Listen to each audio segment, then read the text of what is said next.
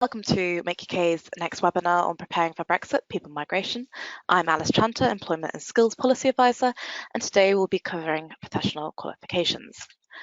So some professions are regulated and member states retain competence over these qualifications. And obviously some have specific requirements to practice, like insurance, H&S regulation and all sorts. And the EU maintains a coordination role.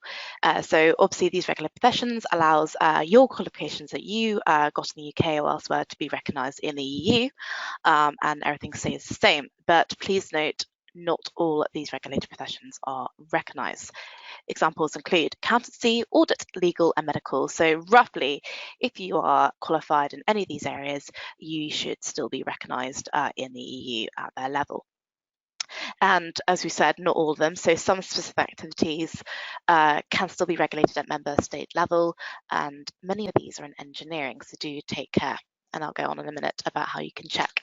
Qualifications will obviously need to be recognised when we leave the EU. However, any qualifications that were recognised before Brexit will remain valid and throughout the EU. However, once we leave, the UK will be treated as a third country, which means you will then need to seek recognition for any qualification you hold in each member state, subject to their rules and their guidelines.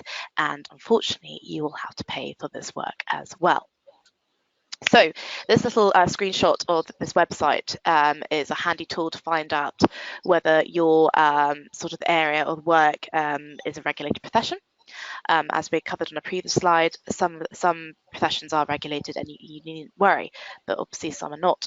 And this is the Commission's website, and it's quite easily, you can navigate it quite well, and you'll be able to pop in your details and see whether your profession is regulated or not.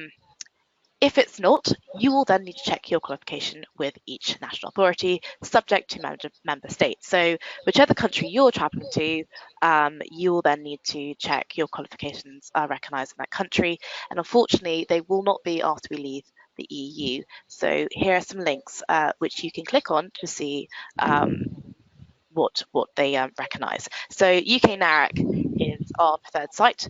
It is the easiest to navigate and is literally a sort of tool checker which you can add in all your details, what your qualifications are, where you took them, to what level, and they will see whether a member state or not recognises them. So as you can see on the screen here, this is the NARIC homepage, and down the right hand side of the screen are all the countries that you can click on. So it may be that you have got several different workers going to several different countries.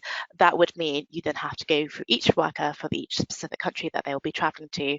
So for example, you could have someone driving a lorry through Belgium, through France, through Germany, and let's say they're a qualified HGV driver, they need to check their license.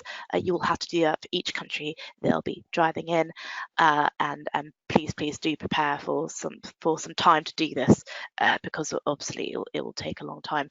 And obviously each country has different rules and different guidelines and different thresholds of what you'd need to qualify. So NARIC does that all for you, but obviously at a cost, and you will see through the website here what information you need for them to check whether or not your qualification in whatever thing you have will be recognised in that member state. That was a nice, short, sweet webinar. If you have any questions, please do email me at achanter@makeuk.org. Thank you very much.